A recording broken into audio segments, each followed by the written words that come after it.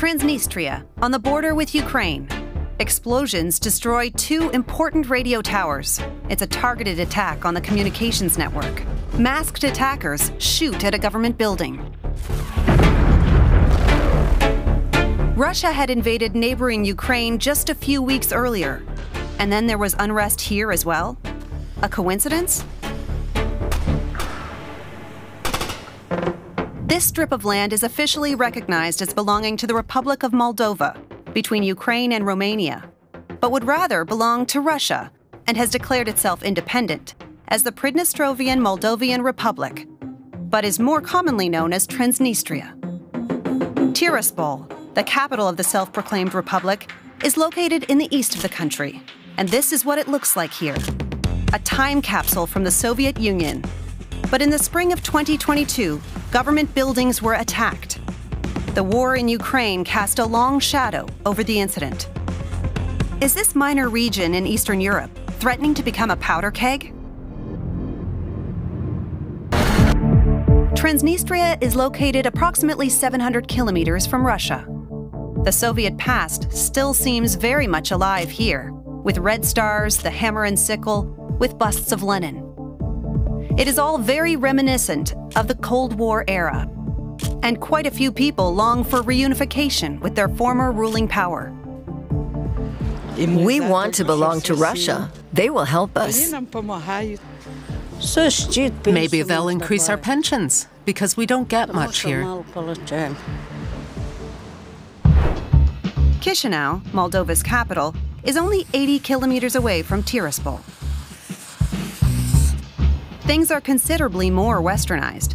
The majority speak Romanian, and people feel more connected to the EU. With its cafes, glass facades, and shopping streets, parts of the city resemble other Western cities, where young people speak English and Western brands dominate the streetscape. It's all in stark contrast to Transnistria. I know people who are ardent Putin supporters, their beliefs even reaching fanatical levels. Erika Zinger writes for renowned German newspapers and is an expert on international politics. She was born in Transnistria, and for years she has been writing about the conflict in the region, where many people have remained loyal to Russia.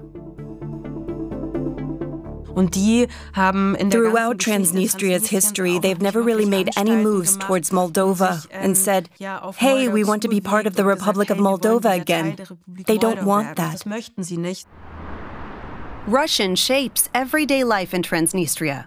Many of the approximately 350,000 inhabitants cling to a time that is long gone elsewhere. Transnistria has a different history from the rest of Moldova because it used to be part of the Russian Empire. So this probably created a different sense of identity, a different relationship to the Russian language. With its own borders, flag, and even currency, Transnistria sees itself as a sovereign republic. However, the rest of the world sees things differently. The de facto state is not recognized by any member state of the United Nations and is officially considered part of Moldova. Since 2016, Vadim Krasnoselsky has been at the helm of this country that officially does not exist. If it were up to him, Transnistria would belong to Russia. But what's behind this proximity to Putin? Let's take a closer look.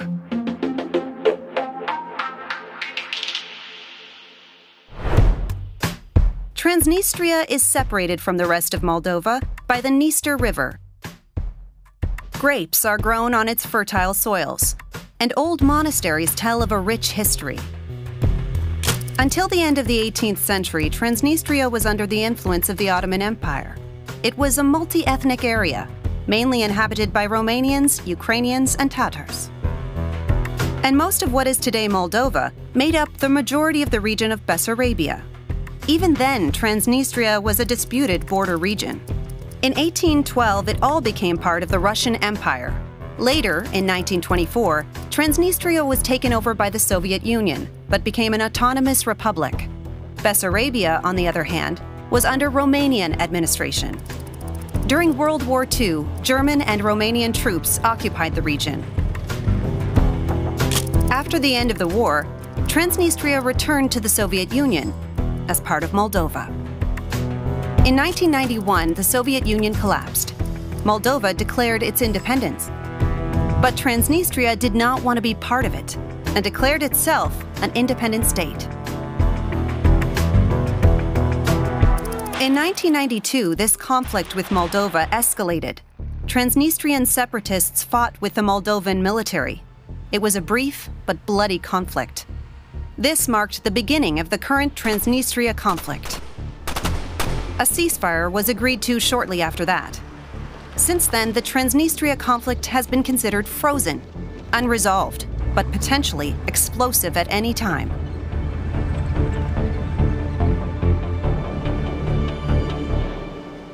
This material was filmed in secret because it shows truths that are politically controversial.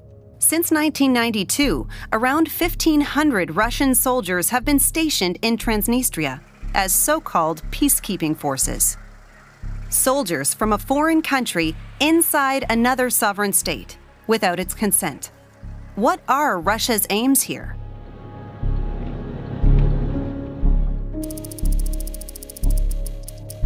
Since the collapse of the Soviet Union, several former Soviet republics have joined NATO. Putin sees NATO's eastward expansion as a breach of trust, citing verbal agreements made in the 1990s.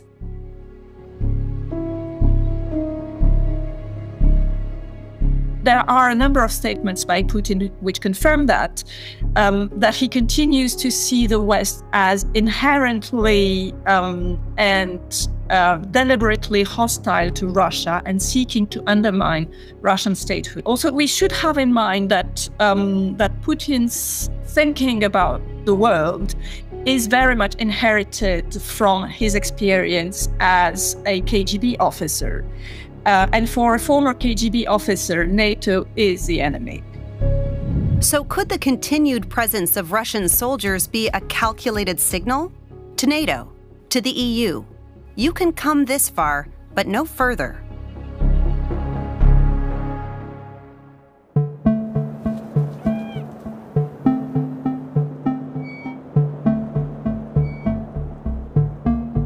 I emigrated to Germany with my family when I was young, but I still have a lot of family there in the region. Many relatives on both sides, both in Moldova and in Transnistria. And as a child, then as a teenager and adult, I kept returning there, mainly to visit family and spend my summers there.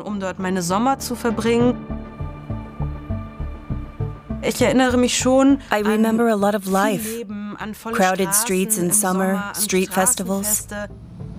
As I got older, you could really see a strong exodus that was taking place. More and more people saw no future in the region, especially the young. There aren't many options, so I'm thinking about going abroad. We are old. Our children are gone. My 4 children have gone abroad because of the situation here. In numbers, Moldova as a whole is one of the poorest countries in Europe. The average annual income is only around $6,000 US. By comparison, the average salary in the EU is 7 times higher. But poverty is even more extreme in Transnistria. The average annual salary is only around $2,000 US. Being out of any international rules, obviously Transnistria region didn't receive genuine foreign investments. So there are no entrepreneurs who would like to move their money, their know-how and technology to that region. Valeriu Pasha is a political observer in Moldova.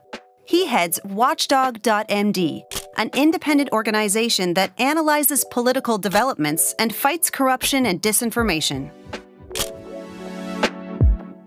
So Russia provided financial support to the region, so they simply paid salaries and pensions to a lot of people for very many years. But most important input was the delivery of the free gas. Free natural gas? You heard right. Until recently, this had been a reality in Transnistria since 1992. The gas flowed through pipelines via Ukraine directly into the de facto state. For Transnistria, this Russian gas is more than just energy. It is the lifeline of the region's entire industry. This has boosted the population's opinion of Russia. In an internationally unrecognized referendum in 2006, more than 95% voted in favor of joining Russia. But in the end, it didn't change anything. But what is important to understand that without this free Russian energy, the economy of this region wouldn't be competitive at all. Paradoxical, but true. Transnistria heated with Russian gas and at the same time lived off trade with the EU. Around 80% of exports went to Europe: metal, chemicals, textiles.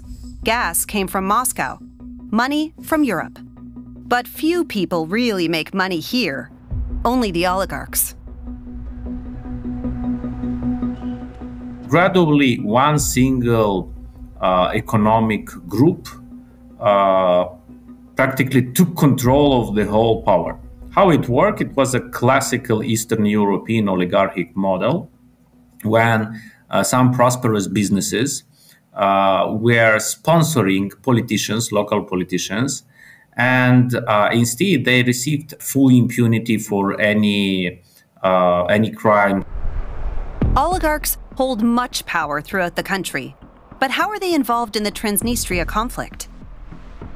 The wealth and influence of Transnistrian oligarchs have their roots in the 1990s, after the collapse of the Soviet Union. Its location allowed the smuggling of cigarettes, alcohol, weapons, and drugs to flourish. According to some estimates, up to 10 billion untaxed cigarettes from Transnistria enter the EU every year. Distilleries produce alcohol on a large scale, which is then sold through shady channels. And weapons from old Soviet stockpiles find their way to crisis regions around the world via Ukraine or Moldova. This is Sheriff, Transnistria's omnipresent corporation. Sheriff is more than a company, it is an empire. Supermarkets, banks, mobile communications, brandy.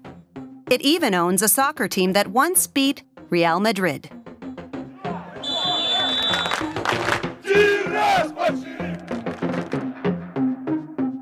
There is one main guy who is the chief of this Sheriff group. His name is Victor Gușan. And the format of this economy is they have access to very cheap resources, first of all, energy resources. On the other hand, this Sheriff group was very capable of corrupting politicians in Moldova, in Chişinău too. As a result, they obtained almost free access to European market. This is the perfect oligarchic regime.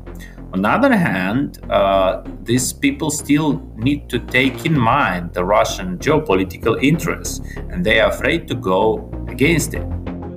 These oligarchs are firmly committed to Russian interests. This is Elon Shore, sentenced to 15 years in prison for money laundering. From abroad, he supports pro-Russian forces, financially, strategically, and aggressively.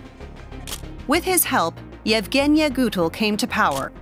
The governor of the Moldovan autonomous region of Gagauzia is an avowed Putin supporter and was convicted of illegal party financing shortly before the Moldovan parliamentary elections in 2025. Russia has considerable influence in the region. But how long can the oligarchs and how long can Transnistria maintain this course?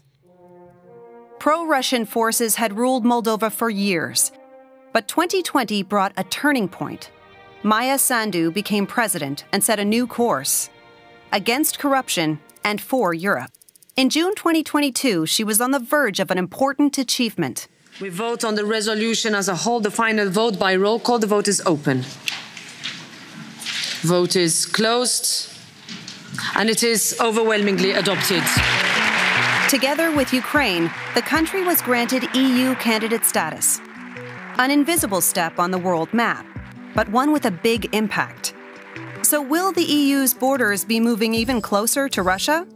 The picture in Moldova is not quite as clear as it might seem from the outside. The country is deeply divided. Some see their future in Brussels, others in Moscow. More than a third of the population distrusts the EU and would like to see closer ties with Russia. We want to be friends with Russia. We want to help each other. We want to support each other. Many people hate Putin because they say he starts wars, but it seems the opposite is true. Protests against the pro-European course are becoming increasingly frequent, as are counter-protests. Gradually, the fronts are hardening. Presidential elections for Maia Sandu in November 2024 resulted in a close call, but she ultimately prevailed against the pro-Russian candidate. And in doing so, she defended the country's pro-European course. At the same time, Moldovan citizens voted on whether the country should continue to seek EU membership. In the end, a narrow majority voted in favor.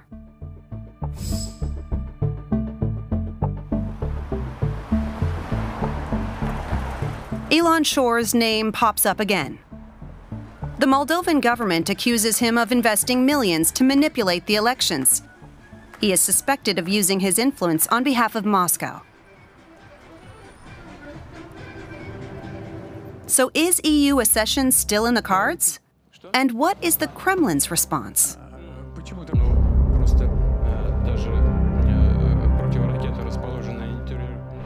The separatist region of Transnistria is again experiencing power outages after gas supplies were halted.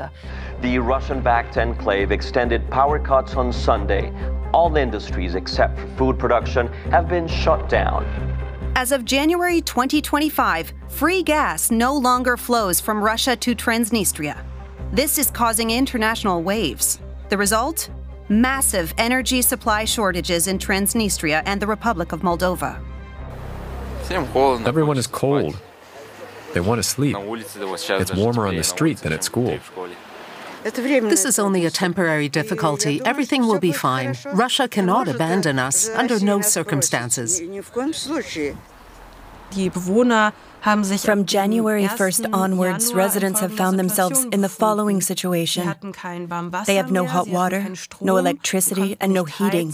People are forced to wear thick jackets in their homes and have to try to keep warm with blankets. The stove is very important in winter now. Since they cut off our gas and there is no electricity, we have to use the stove to eat, cook, and heat for things to work here.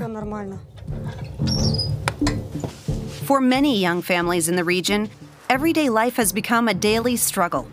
Several generations often live together under one roof. Electricity is only available every 4 hours, and gas is a luxury that hardly anyone can afford. I believe they will reach an agreement. Gas and electricity will be available again. We will be able to live normally again. It's impossible to get used to living without electricity and gas.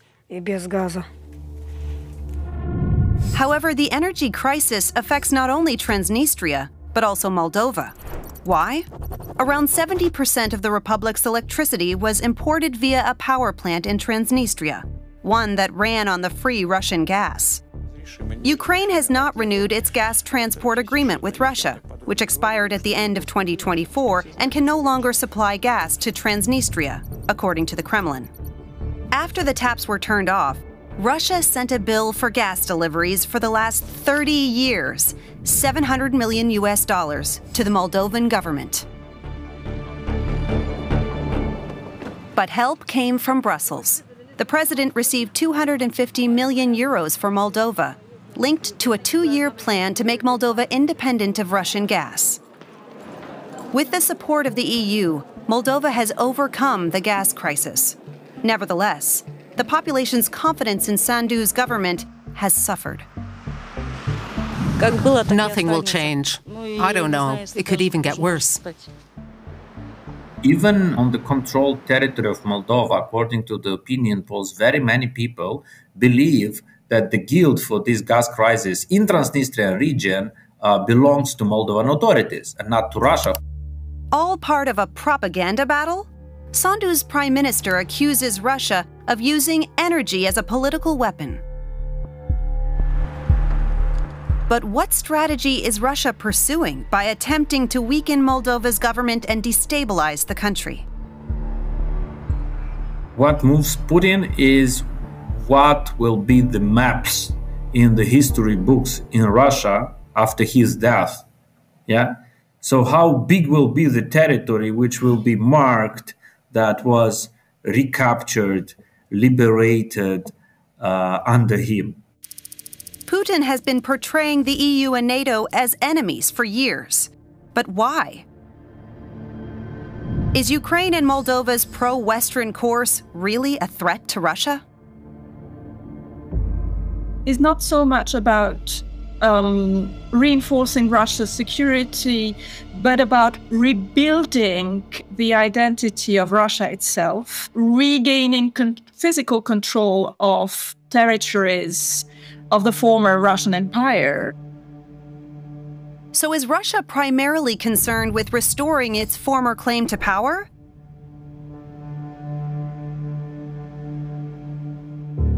Let's look at Georgia and Ukraine. In 2008, Russia invaded Georgia. After that came the annexation of Crimea in 2014 and the attack on Ukraine in 2022. In 2024, Russia is said to have attempted to influence the elections in Georgia, as well as those in Moldova.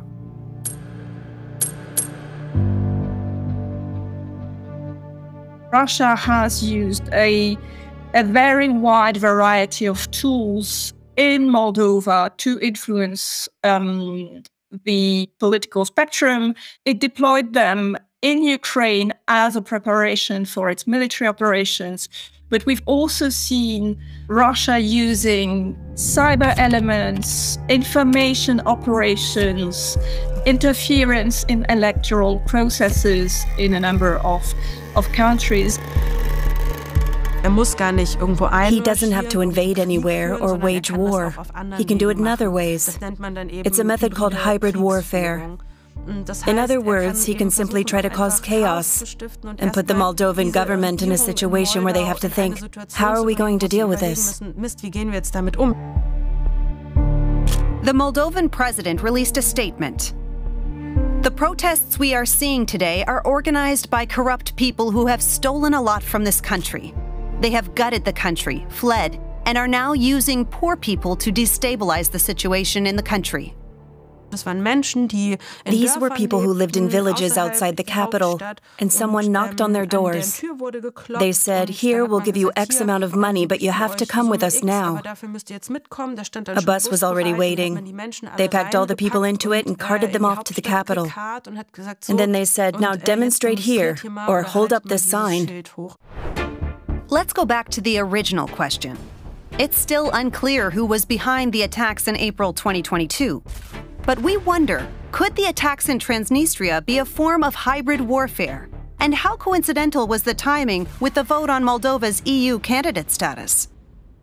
So that's where fake attacks organized by Transnistrian KGB under control of Russian FSB, that's all. It's not necessary that people actually trust or believe everything what happened, what they pretend happened. But it, adds to this general flow of information, of very disturbing information. What does the other side say? Pro-Russian voices accuse Ukraine of being behind the attacks.